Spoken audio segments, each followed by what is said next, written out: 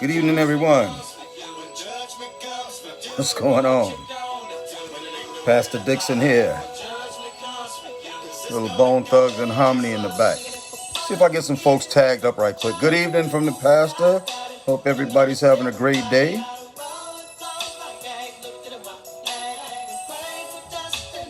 Get a little bit of that Bone Thugs and Harmony in the background at the Crossroads.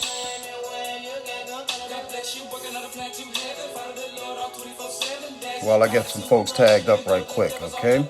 Bear with me, please.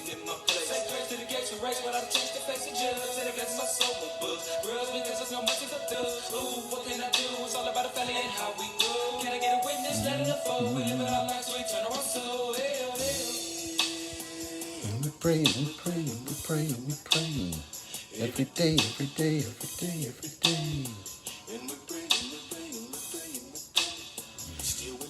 Now follow me, road stroll, whether it's television, come let's take a visit to the people that's known there is. Instead of keeping up with family, exactly how many days we got lasting? While you laughing, we're passing away.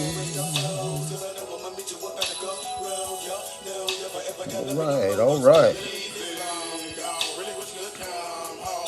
Yeah, I pray everybody's had a wonderful day today, this Sunday. A lot going on, y'all. Whole lot going on. Some good things happening. Some things I didn't think I was going to see happen in my day. And a lot of other things that we're going to talk about tonight. I mentioned it earlier today that I'm not sure if I'm going to be able to get to everything tonight. And if not, I might just have to chop this up in a couple of different sessions, 2 or maybe even 3 if necessary. But there's enough content to be able to spread out over a few days. Okay, we're gonna take time to pick the meat off the bones, as they say. Living in a hateful world. You know, that's true. Living in a hateful world, sending them straight to hell.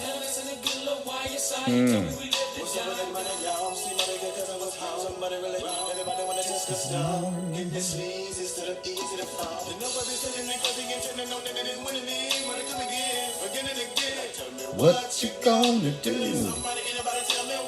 Hey, we die.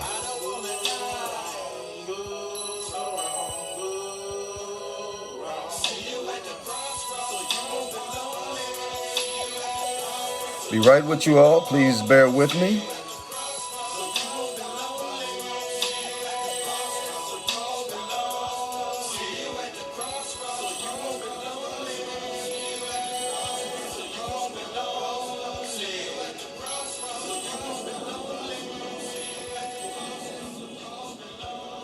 Okay, we're going to leave it right there.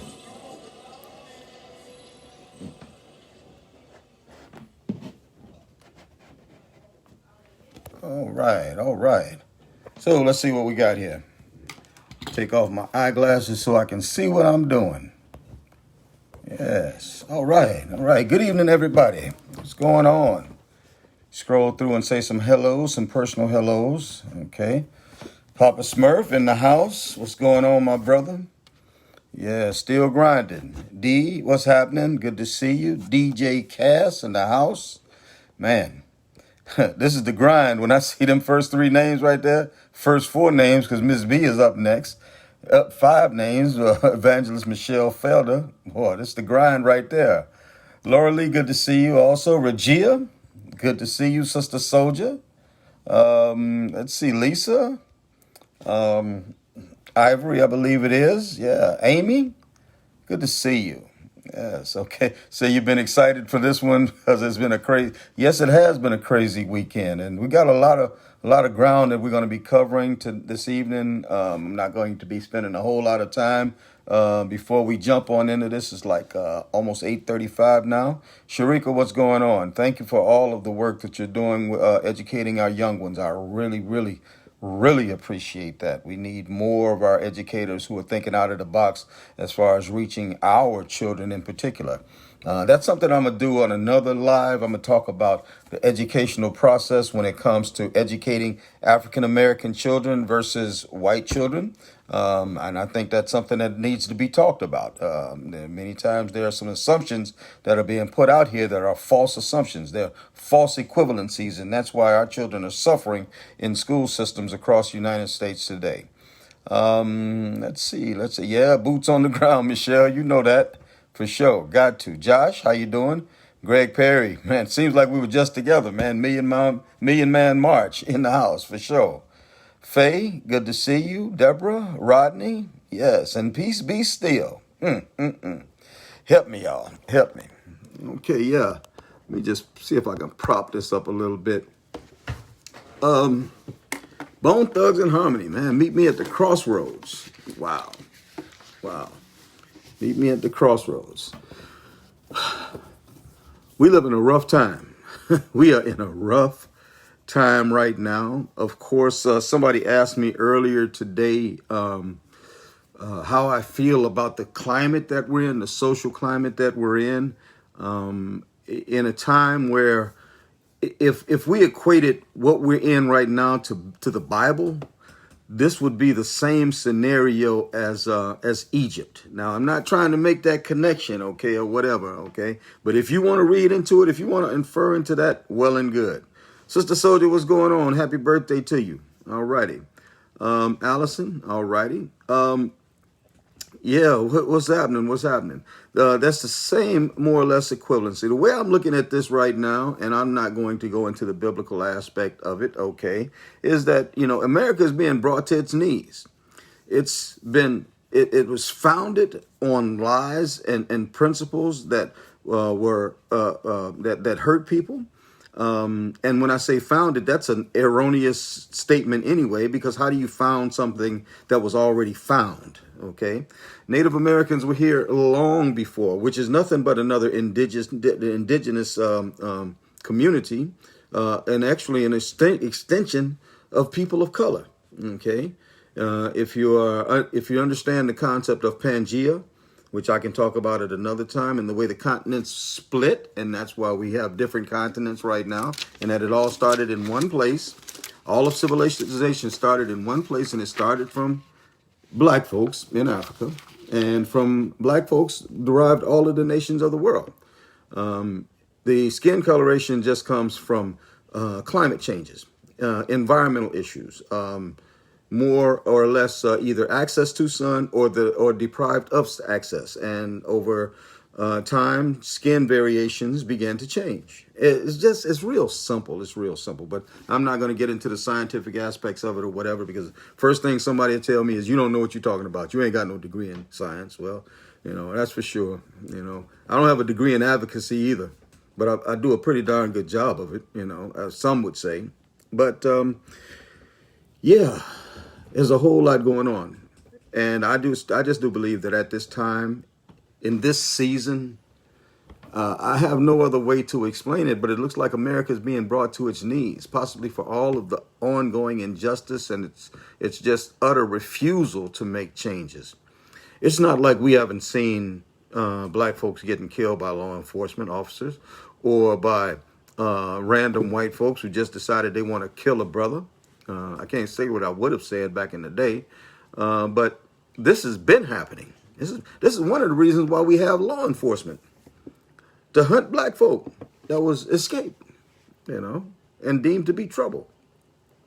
So this is all nothing new, but certain segments of white society, those who have the power, just refuse to see things from a black perspective, see life from a black perspective in America. For 400 years, we have been telling white America, this ain't right. This ain't right.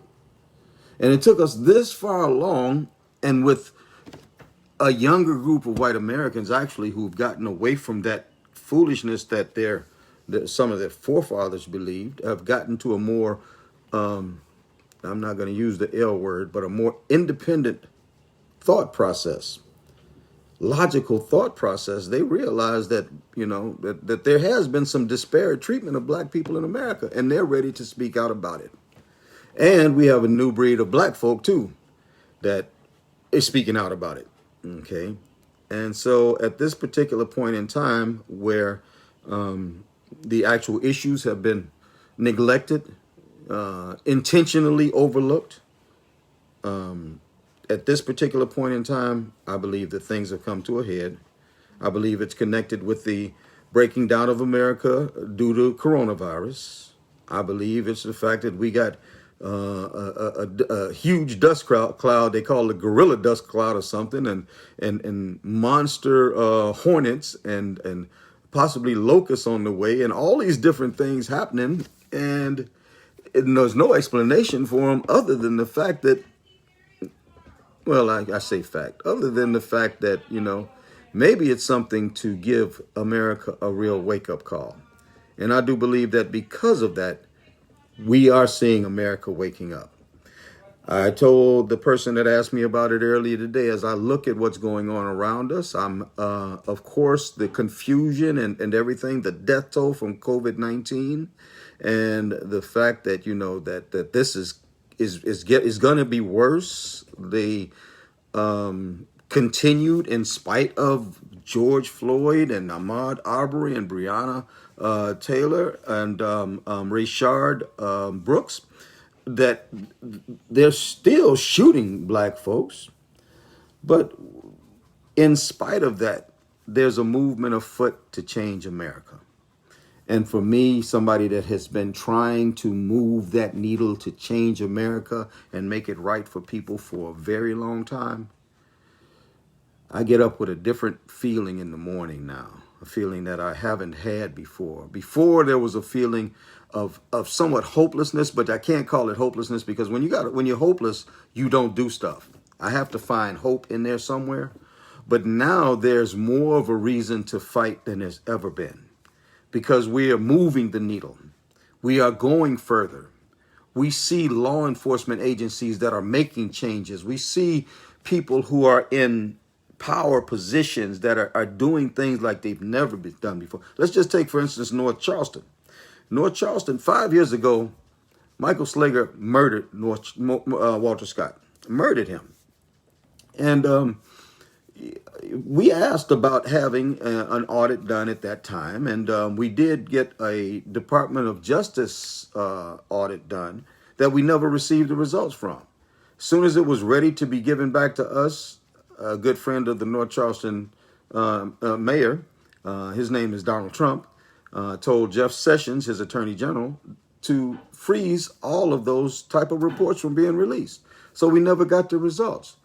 And then after that, there had been just put off. No, we don't want to do that. And the chief was like, well, we're doing this and we're doing that, but never just that simple thing called a racial bias audit. And now, all of a sudden, this past week, change. We will do a racial bias audit. Wow. And there's been things happening all around the nation like that. Things like holding law enforcement officers who stand by and watch other law enforcement officers do wrong without reporting it. That now there are agencies that are holding them to that standard, to a standard of no, you are accountable if you don't, tell on your officer. Period. I never understood it. How you expect the community to tell everything they see, but when it comes to law enforcement telling on each other, they say, no, we don't. That ain't what we do. We got to stay behind that blue, that wall, that thin blue wall of silence. When I look at Congress, especially Republican Congress, I see Tim Scott, and they're trying to make these moves and things about, criminal justice reform and policing reform.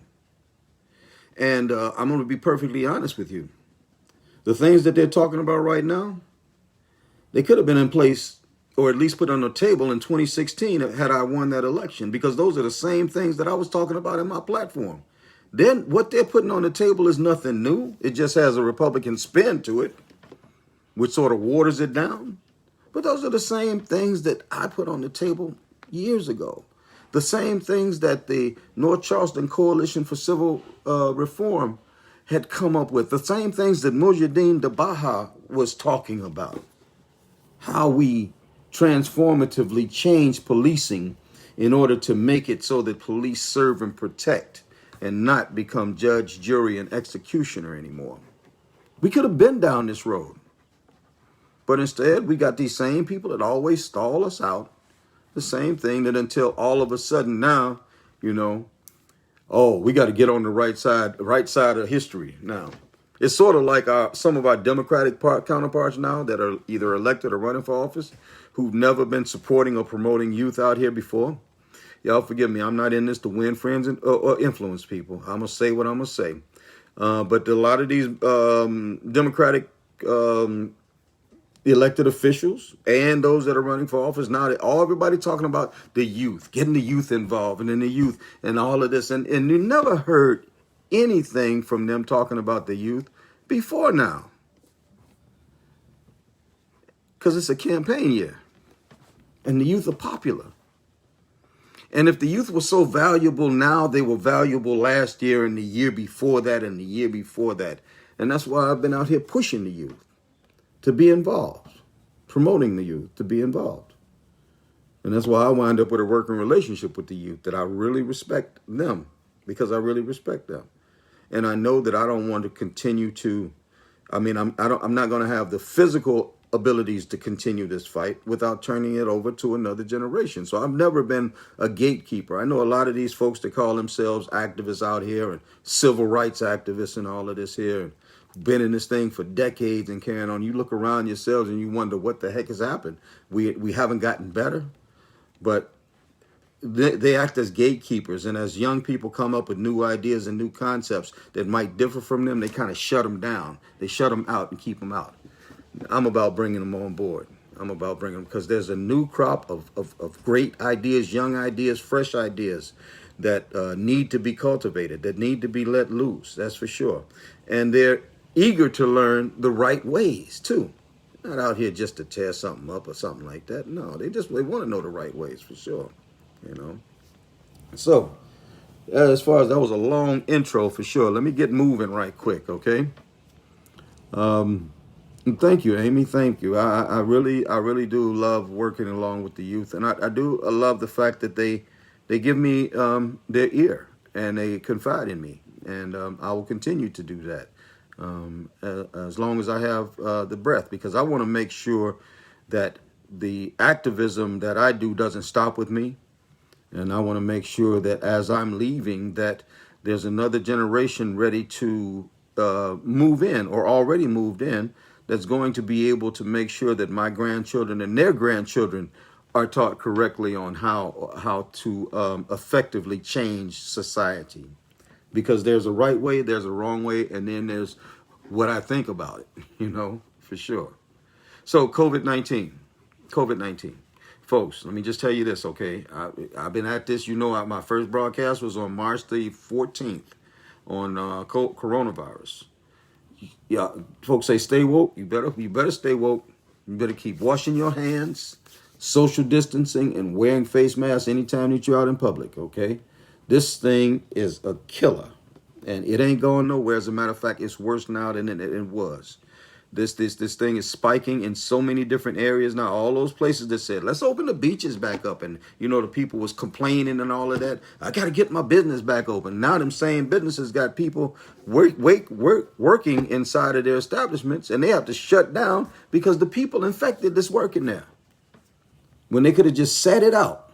If we would have sat it out from mid-March to mid-April or end of April, if we would have sat it out all of April, if we would have sat it out all of May, shut everything down, we would not be in the condition we're in right now. If we would have had a direct order from our governor, that word governor means to govern. That means that, I see things that need to be done and I put it in place, govern. Well, He didn't put in place an order to make sure that people going outside wore masks. He didn't do that. And because of that, we got a problem. We have a serious medical problem that's pandemic based that overall is killing people. If we look around the globe, globally, deaths attributed to coronavirus now have reached 500,000, 500,000 people dead due to coronavirus. But that's one thing around the nation. You know, over 1/5 of those are U.S. deaths. 125,000 of those right here in the United States, of those 500,000 right here in the United States. In 5 months, 125,000 deaths in the United States in 5 months. That's 25,000 deaths per month. Come on, somebody. That's crazy. And folks say, well, they're trying to tell you that it's getting better. I heard Mike Pence and I heard Donald Trump talking about it's getting better. Well, that's a lie. That's a lie straight out of the pits of hell. 10 days ago, it was 115,000. 114,790 deaths in the United States 10 days ago. Okay. Well, it's a whole lot more than that now, right? 125,000 deaths. That's crazy. That's crazy. Well, let me just back that up. That was Saturday, June 13th, was 115,000. Saturday, June 13th. Okay. So that'll put us what? 2 weeks ago.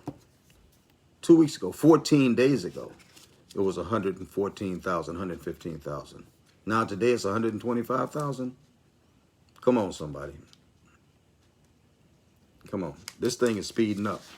This thing is speeding up. So please, I'm just asking you, take care of yourselves. In South Carolina, the first death in South Carolina was on March 16th. That was 103 days ago. There's been 707 deaths since then. 707 deaths in 103 days. What is that? That's a little over, what is that? 2 months? 2 times 33, 3 months. A little over 3 months. 707 deaths. And it ain't over. It's building. It's growing. And it's going to continue to grow as long as we don't practice social distancing. As long as we don't stay home unless we have to, as long as if we're not washing our hands and if we're not wearing masks when we're out in public, it's going to continue to. Testing, yes, we need to continue doing testing. Contact tracing, they're not doing any of these things here in South Carolina. Stand by, okay? And again, as I've said in other broadcasts, I pray that I'm wrong. I really do hope that I'm wrong, okay? Because if I'm wrong, then people are living. If I'm right, then people are dying. Okay. So I pray that I am wrong. I honestly, for sure. Now, one of the things that we know with coronavirus is that since it came to America, we've noticed that it attacks the systems of those who have weakened or preconceived or pre-existing conditions. Things where their systems are not strong enough to fight this virus off. It'll attack that particular area and ultimately develop into a lung problem, okay? And shut down the breathing of a person. That's basically what it does. It shuts down the breathing process. And it's been noted that the primary target, if I could use that word, has been African Americans in the United States. Why? Because of the systemic racism that exists in the communities that we live in. The fact that we live in communities of high density, where there are a lot more of us together. The fact that we have communities that are food deserts and where there's really no access to quality foods and fresh vegetables. The fact that we are more prone to diabetes and heart conditions and these pre-existing conditions that this virus is looking for, because of the fact that our health care is usually not as adequate as those that can afford health care. All of these different conditions that we live in contribute to the weakening of our system that allows this virus to attack us. But these systems that are not up to par, those who have the opportunity to fix those systems, they know, they know that universal health care, the same thing they call Obamacare, would have offered us all a chance, a better chance at having a quality health care available to us. They know that.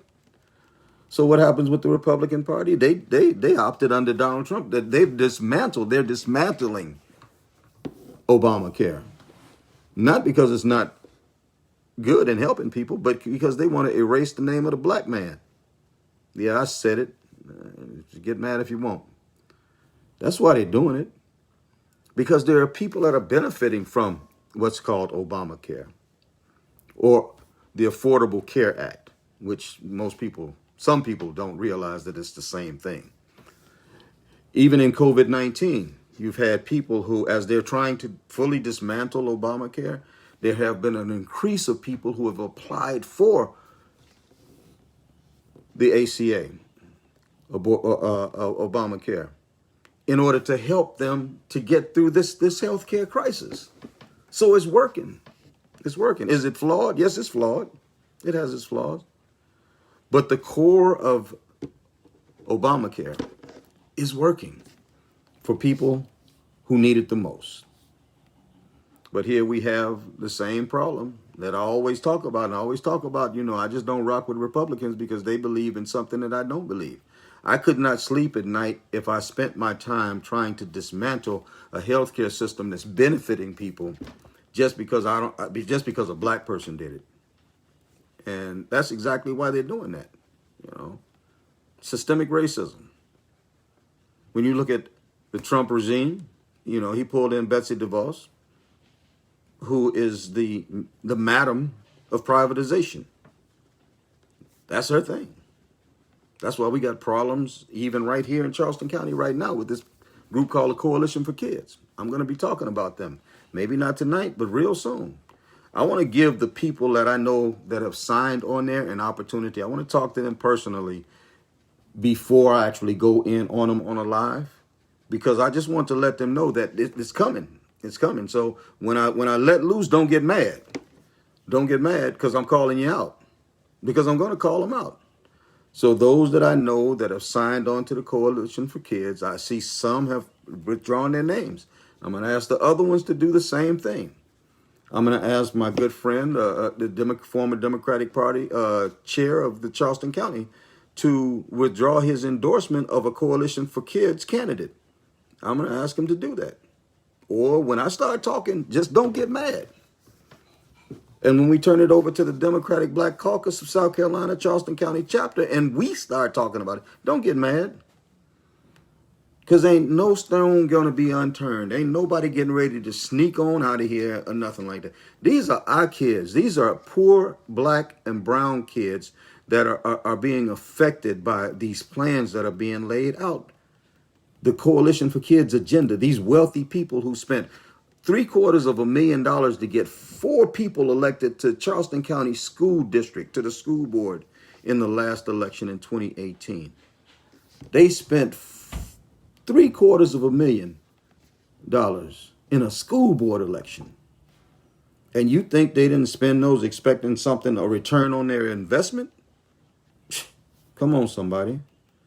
They needed Cindy Bond Coates, Kate Darby, Eric Mack, and Joyce Green in those spots so they could begin to try to control the school board in order to make sure that the privatization process, Betsy DeVos's privatization, Donald Trump's thing, moves forward in Charleston County. Basically, the new age segregation or Jim Crow educational system that's going to move our children, black children and brown children and poor children, because poor white children are going to suffer too up under there, out of the educational process and prepare them for prison. Or definitely nothing more than a mediocre lifestyle, because they'll be relegated to the lowest wage jobs in the state. By the way, we talk about low wage jobs. I mean, it's the same Republicans are the same ones who've been blocking raising minimum wage everywhere from Congress right on back down to our state level and our city level. You know, nobody live off of no $7.25 an hour. You can't live off of $10 an hour. And the fight for 15, been fighting for 15 since 2015, and now it is 5 years later, and we need to fight for 25. Straight up. You see, this stuff that I'm talking about makes sense. It makes sense. But when you're talking about racism, when you're talking about the roots of racism, all of these things that they're doing, and when I say they, I'm talking about our Republicans who support those who have the ability to change laws or enact laws. They're, whether they know it or not, it's their racism that's continuing to hurt people. Because the only ones who ever suffer is who? The only ones who ever get shot in the back running away from the police is who? The only ones who ever get a knee on their neck is who? I can't breathe, who? Hands up, don't shoot, who? It's black folk. Black folk. And there's that certain element that continues to use those same talking points. You know, well, he shouldn't have ran. You know, should have paid his child support. Man, it's crazy. It's crazy. On that note, I think some of you may have seen my good friend Ben Pogue's ad dealing with Scarlett Wilson and her opening statements at the Walter Scott trial. Something that many had missed, never really picked up on that. And Ben, as he was doing his research and listening to the opening statements by Scarlett Wilson, somebody who we as a community had asked to recuse herself or to separate herself from prosecuting that case because we didn't have any confidence in her bringing home a conviction. And she definitely lived up to our thoughts because she didn't bring home a conviction. But he went back and he was listening to him, and he listened and he saw that her opening comments basically gave the defense their case. In her comments, she talked about, well, he shouldn't have done this. He shouldn't have ran. And his foolishness, this is a quote, his foolishness, Walter Scott's foolishness caused his death. See, those are things that the other side, usually says, the ones that would have been defending Michael Slager. That's what they would have been saying. And that's what those same talking points are for people online, the Republicans online who want to say that no matter when a black person is killed or how a black person is killed, he was in the wrong. So Ben found this out. Now, I want to make this perfectly clear before I take it any further. Yeah, Michael, there's so many other pieces of this that I can get into. And as we go further this week, I'm going to elaborate on a lot of these, especially about, New Age slavery as wages. That's basically another way of dealing with the slaves and the right to collective bargaining, unions, okay, that's keeping people, even that MUSC, in place, because it's worse now than it was in '69 when they went on strike. But back to Scarlett and Ben. When Ben saw this, though, and I want to clear this up right now so nobody wonders or says this is a campaign tactic or anything like that. Before he released anything, or before he even followed up on it, he got in touch with Walter Scott's family, okay, to let them know what his thoughts were. And to ask them before he presented anything if they had any reservations, if they didn't want him to do this. And Walter Scott's brothers said, no, we want this to happen. Yeah, let it loose. Let it loose. So for those who, and I noticed that the people are saying it's a campaign tactic, it's same Republicans or whatever, I've seen a couple of brothers who saying it's a campaign tactic, but it's not. I would suggest to anybody to do your research before you start running off at the mouth.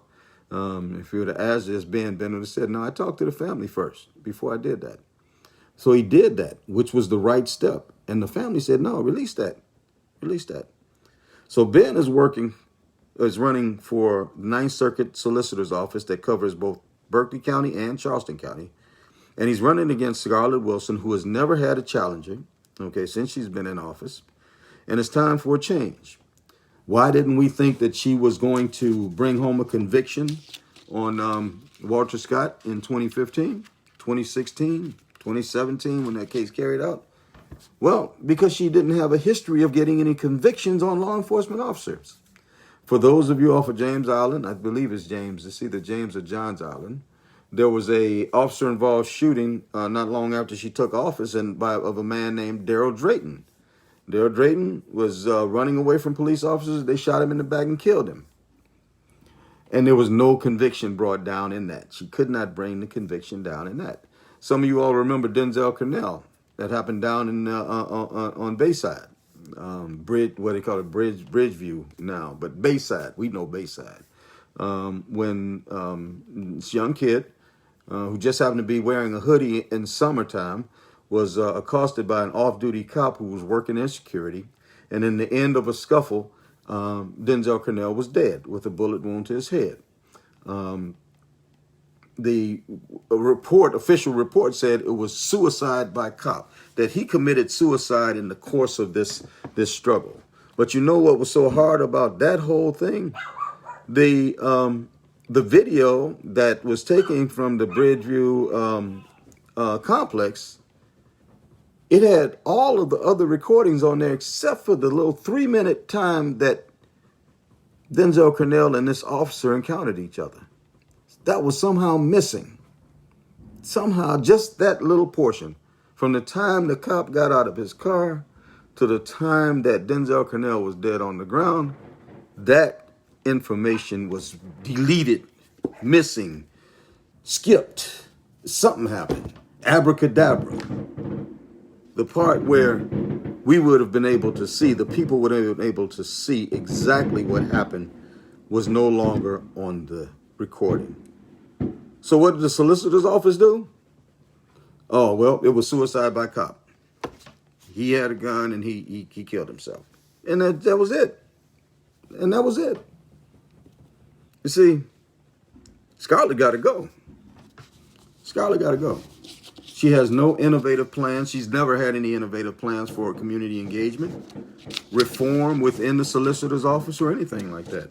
So I suggest for everybody, please listen to Ben Pogue. As a matter of fact, we are planning, because I stand with Ben. I'm not a part of his campaign team. And let me get this straight. I don't get paid for anything. If I endorse somebody, it's not because anybody gave me no money. Okay. Once again, and for those that's listening that keep always talking that crap about me working for Keith Summy and always, I still get the same Social Security money I've been getting. Okay, that's it. That's my income. I got a little disability, a little Social Security, and that's it. That's my income. Okay, so I don't take money from anybody in order to support them. It's not what I do. I support people because it's the right thing to do, because the people are right. If they ain't right, I ain't supporting them. And that's exactly why in the 109 race, I had certain people I did not support. You know, I support honest people. I'm going to leave that right there. Honest people. And that's it. So, Calhoun. John C. brought Calhoun down off that off that pedestal, huh? There's a message in there because it took so long for them to get Calhoun off of that statue, dealing with the roots of racism. You know, everybody thought when they went up there it was just going to take Calhoun off of there. No, they had to work to get Calhoun off, just like we have to work to unseat racism, systemic racism. And the pedestal is still there, right? I'll be glad when they remove that pedestal. I want to go walk down there on just the ground where the pedestal used to be, you know, and then just realize that the soil there is still contaminated with racism. And until we dig up the roots of racism, until we make sure that our educational process is right for all of our children, You see, that's a racist situation. Until we make sure that everybody is getting paid a decent wage and has the right to demand respect on their job. See, that's a racial issue there. Until we make sure that our municipalities are not moving black and brown people out of their homes and taking their land and not taking the Gullah Geechee people land for development, tricking us out of our resources. See, that's racist. That's racist. You know, even transportation, the lack of transportation. It's the worst place I've ever been for transportation. I grew up in the city of Chicago. You know, I didn't even have a driver's license at 34 years old because I didn't need one. I could get anywhere that I needed to get in Chicago whenever I wanted to get there for a very little bit of money. I got here to South Carolina. I'm like, where am I at? What the heck is this? So I had to get a driver's license. I lived in Oakland, California before then. Didn't need to it. Great rapid transit system. Philadelphia, yeah. Oakland, it was the Bay Area Rapid Transit. In Philadelphia, it was the SEPTA system.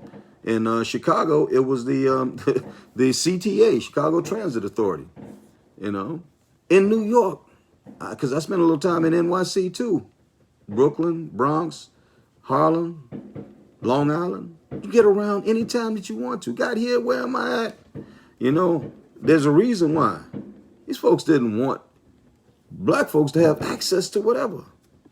For sure. Full access to their communities? Are you kidding me? You must be kidding me. Race mixing? You must be kidding me. But it's all right for them to work over on the Isle of Palms and to do housekeeping and service work over there, right? And then because the buses don't run on Sunday, they have to take a taxi to and from work. Or if they get off too late, they still have to take a taxi. So half of the money that they make in a day is spent in transportation. But because they need to work, they go over there. You know? And then it's still on minimum wage. You know. So all of those things, and y'all forgive me, I got fireworks going on in the back, okay? Ain't nobody trying to come get me. This ain't the move situation, okay, in Philadelphia. But all of those situations are rooted in racism. Why? Because they do not give everybody a fair shot at the American dream. We can't keep saying that all men are created equal. First off, we can't keep saying that all men are created equal because all women are created equal too, okay, with the men. But we can't keep making that statement out without backing it up with fact. With the truth, with the reality. Everybody deserves the same shot.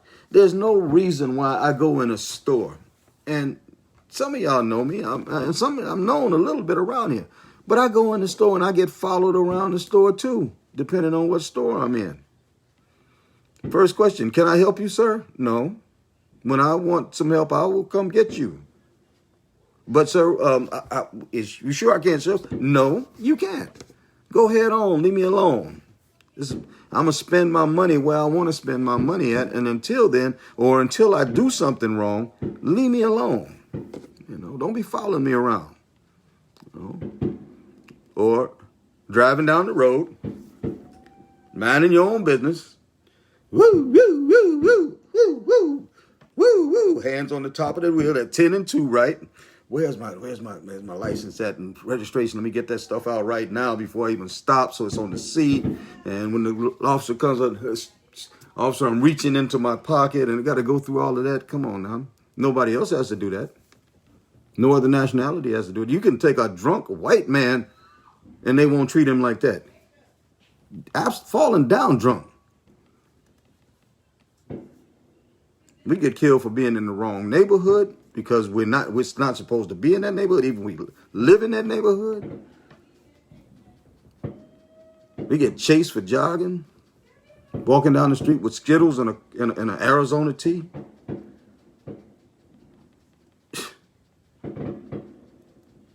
Crazy. It's crazy. All of these things are rooted in racism, folks. All of these things. Because if it wasn't rooted in racism, all of us would be treated equally, no matter what. Our children would have the same education available to them, whether we could pay for it or not. Because that's what the public school system is about. But we have privatization that has basically said, okay, as long as we got a public school situation, then we're not going to make the money that we're trying to make.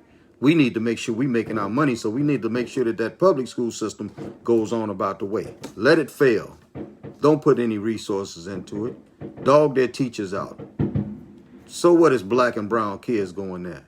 They ain't going to do nothing but grow up to go to prison anyway, because we're not going to educate them so that they don't, or offer them a decent wage for the jobs that they work.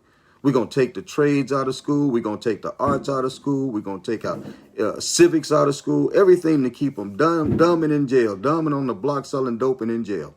Then we're going to make sure their communities never have any kind of programs or whatever, and that the main economic staple in the community is dope. Oh, and don't forget, let's flood the community with guns too. You know, this is racism. This is racism. These are the roots of racism. Roots that I just happened to wind up in Kingstree yesterday about. Kingstree, South Carolina. Because I got a text night before last from somebody saying that there's a situation going on here in Kingstree, and there's going to be a rally in the morning. Will you come up and stand with us? Well, the situation was there's a young woman, a black woman, business owner, who contacted a retired businessman, white businessman in Kingstree for some advice on starting up her business. And apparently when she called this person, he wasn't able to answer the phone. So she left a message and he called her back, okay? And she wasn't able to answer her phone when he called back. So he left a message on the answering machine.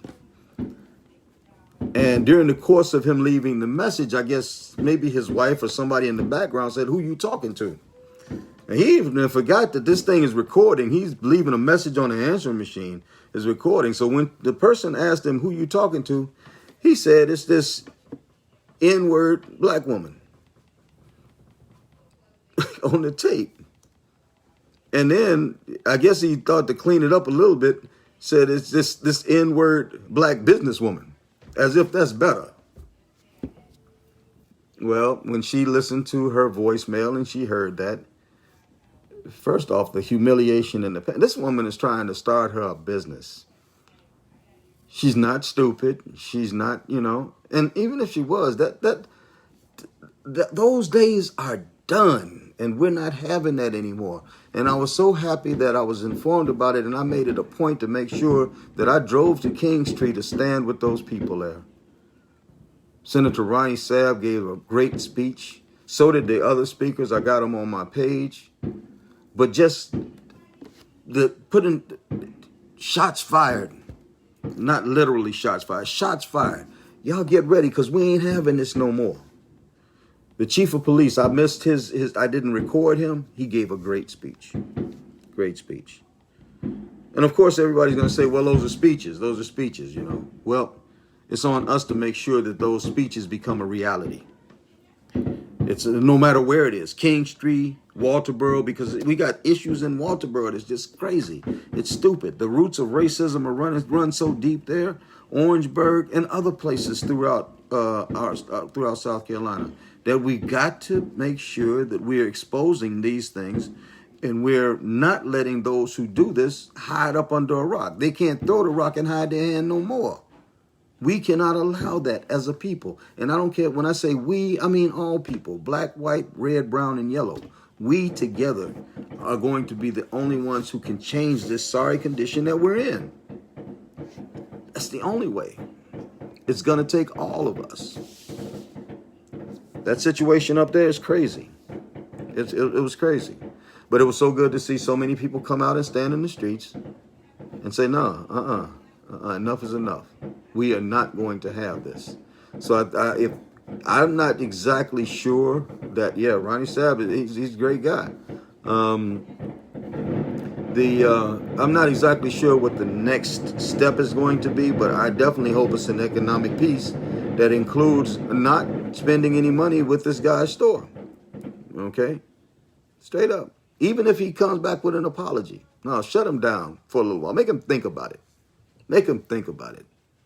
Hurt that bottom line. It's crazy. This is the only way that we're going to actually make some headway in a lot of the things that we have to do. I want everybody to stop and think, okay, when the word goes out and we can get ready, 2020 is going to come to that point. When the word goes out that this on this particular date, we are not spending money, make sure you do your shopping ahead of time. Because when we see people that's going in these stores on them days, we're going out you too. Okay? It's time to let those who are in power know that we have a power too. And it's called money. And we spend a whole lot of money. Even out that little bit of money, we make the least and we spend the most. Every dime that we spend goes out of our pockets and into someone else, not into our community, and I'm talking to black folks right now, everybody else's money circulates within their community. The Latino community, the brown community, it circulates. I think it's like maybe 4 times or something like that. The Asian community, their dollar circulates, I think, 12 times or 10 times. Please don't quote me on these numbers, okay? In the white community, they can't even track how many times their dollars circulate within their community. But the black community, we're lucky if that money stays in our community 6 hours. Most of it just goes right out of our community. We take our money everywhere else. And we have to understand, though, that money that we taking everywhere, it's enriching everybody, and we're not getting enriched. So because we are enriching people, that means that we have power. We say, okay, no longer enriching. Tomorrow we're not going to enrich you. And we're not going to enrich you for a couple of days. Let's see how you like that. That's when we start changing minds, folks. That's when we start changing minds. But that racism. Dorchester District 2, I was had the honor to stand yesterday also after I came back from Kingstree in Somerville with Sheree Washington and music with Timberly K. Simmons, and in conjunction with Lewis Smith. It was the March for Our Kids, or Black Students Matter, or whichever way you want to say it. These different phrases, but it was all about the fact that Dorchester District 2, just like most of our school systems in the South, targets children of color because they don't understand children of color.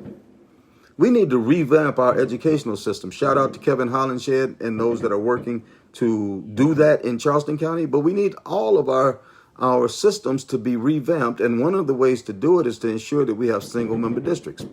That way, each representative that's on the school board lives in the particular district that they represent. Not this at-large thing, okay? Not people, say like in Charleston County, people who live in Mount Pleasant, the votes that are being cast over there are cast for people who live in North Charleston. No, we need to make sure that the people that we're electing to office to represent us in our school system are the people who live in that particular district, okay, area, who know those people, okay, the people that live there. So in Dorchester District 2, and I will say this to Lewis Smith's credit, okay, which I don't do much, but I'm going to go ahead on and put it out there. Lewis Smith has been fighting that fight for single member districts for probably, I'd say, going on 8 years or so. I remember standing on strike lines out there with him at the DD2 office years ago, and then helping him as he ran for school board with DD2, and his platform was about single member districts, So I had no problem, going out and supporting that yesterday with him. But Sheree Washington, who was today over at White Point Gardens and made the march for Million Man's March with all of us today, she gave a great word, but she's a force to be reckoned with. At the over at Somerville, you had her, Erica Coakley, Shamiki Gray, Rejon Lewis, Pastor Thomas Ravenel was there, Michelle Melton. Just a great group of people, great group of speakers. Wasn't a large crowd, but that's all right. That's all right. We're building capacity. If everybody on here decides to get involved, then we can really begin to start changing things, okay? But just to out the racism, this whole thing about at-large districts, it doesn't benefit children of color. And the only way to benefit children of color is through single-member districts. Guess who don't want single-member districts in Charleston County? The Coalition for Kids. Yeah, the privatization people. They don't want that. That's for sure. I think I mentioned the fact that the North Charleston racial bias audit, I am so happy that they're moving forward on that. But that's just one thing. We still got all kinds of stuff to still move forward in North Charleston. Shoot. They gave minimum wage increases in City Hall, but, shoot, what about McDonald's and all them other places, where people still working for slave wages? Come on now. Our good mayor could speak out about those things.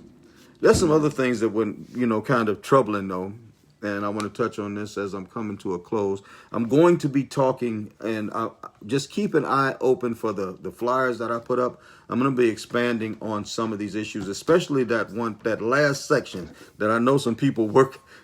Man, get to that part. I'm not going to be able to do it tonight. The hashtag my life and them crabs.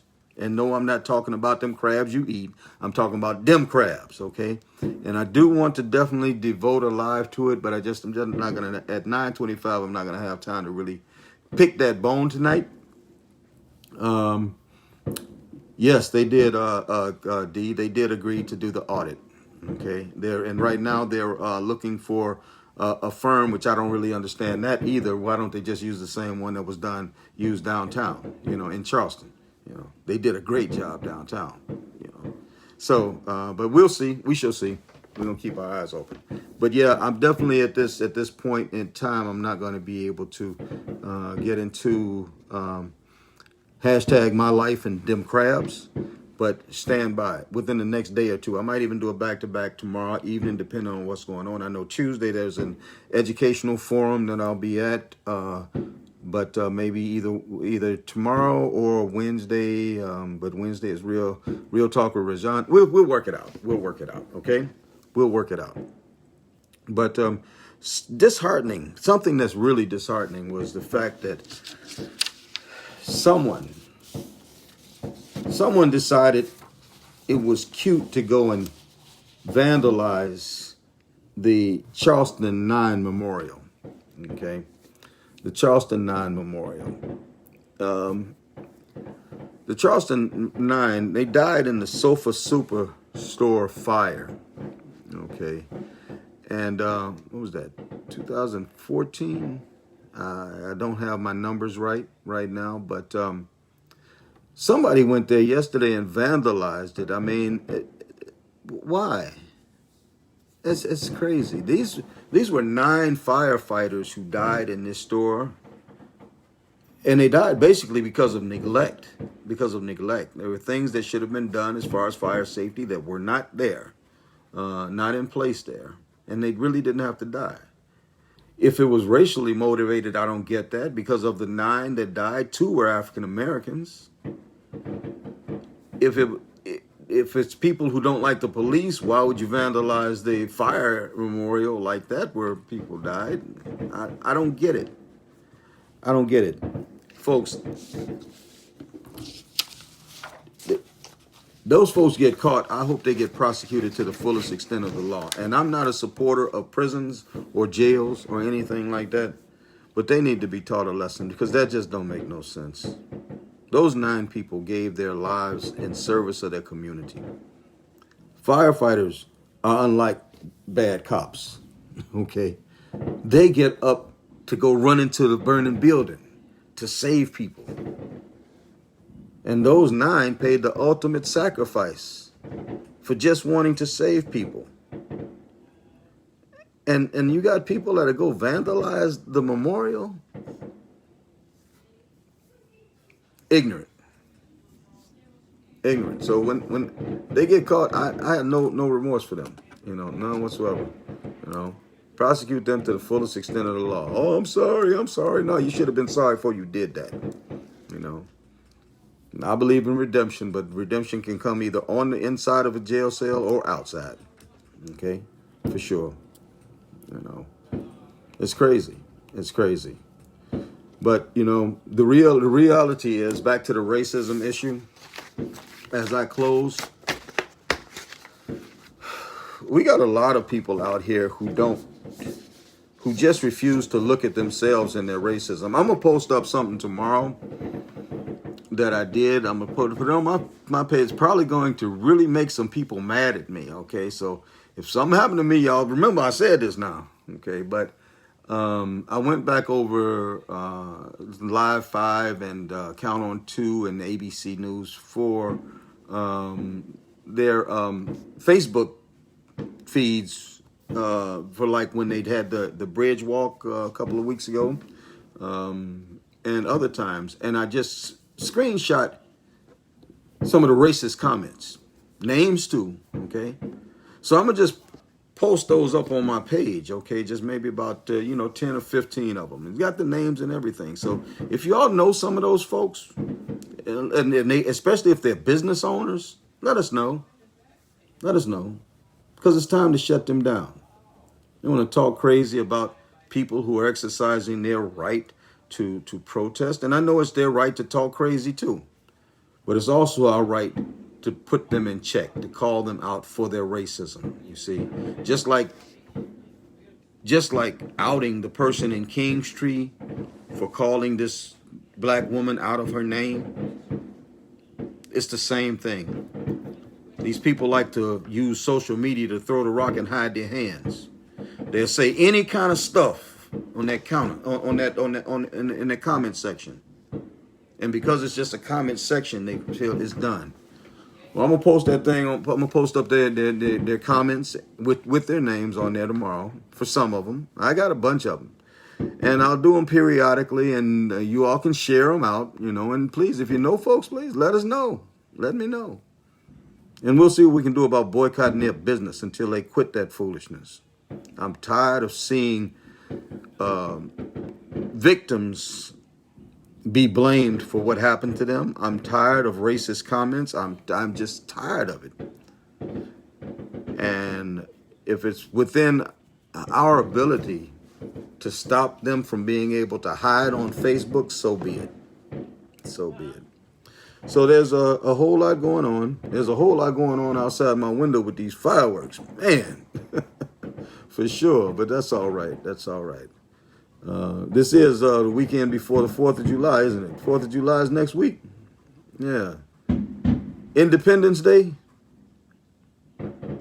For who? For who? I guess that's the question I would ask. Independence Day for who? The events that we've seen unfurl in the United States now, the way that racism has been exposed, the door to the closet of racism has been opened up, and all the dirty laundry and everything has fallen out in the area of education and economics and housing and transportation and jobs and everything. It's falling out right now. Independence Day. Is it independence for the red man in America? I don't think so. Is it independence for the brown man in America? I don't think so. Is it independence for the black man in America? I don't think so. I don't think so. Do we cook out? Yeah, we do. Do we shoot off firecrackers? Yeah, we do. Will a black man in America that night get pulled over by a cop and die? Yes, it will happen. Whose independence? Until we're all free, nobody's free, folks. I ain't trying to feel all that all lives matter stuff, because as long as we have a difference in how we treat people, we treat one group less than we treat another one, then that lesser group, their lives don't matter as much as that group that's being treated well. And until we change that, all lives can't matter. They can't. All is all. There are no exceptions to the word all. There's no but after the word all. All is all. And if all lives matters, then this live broadcast is irrelevant. That statue never existed down in Hampton in Marion Square. There was no rally in Kingstree yesterday. Quality public education is available for everybody, and $25 an hour is the going rate with the right to form a union. Oh, yeah, and the city of Charleston is still 75% black.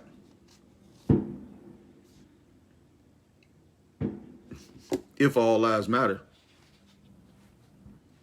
But they don't. All right, folks, I'm going to call it an end for tonight. Okay, I'm going to definitely do another live, or a couple of lives. Coalition for Kids and the privatization of our school system, and how elections are being bought by these people in order to get their people in place. And also, I think the next one, though, I'm probably going to talk about hashtag my life and them crabs. Okay. And again, I'm not talking about them crabs that you eat. I'm talking about them crabs. Okay. So we can get ready. That's going to be a heated conversation. I know what's going to happen at the end of that, but that's all right. I was built tough. I wasn't built Ford tough. I was built project tough. Straight up. Been to prison too, so it is what it is. Listen, I appreciate you all for spending the time with me tonight. I got a lot to read over. I'm going to respond to everybody, probably not tonight, but in the morning, no later than tomorrow. Again, thank you all so very much. As I always do, encourage everyone, and especially right now as COVID is running rampant, please make sure that you're washing your hands thoroughly, regularly. Make sure that you're practicing social distancing. I don't care what the next man is doing. It's on you, okay? Stay at home if you don't have to go outside. And if you have to go outside, please wear a mask and social distance anyway while you're wearing the mask when you're outside. Please, the life you save may be yours or someone inside of your house that you might bring this virus back in and not even know that you have it, okay? And the other part of that coin is, no matter who says what, and I know I talked about them crabs or whatever, And I personally, I've had people that have done me wrong.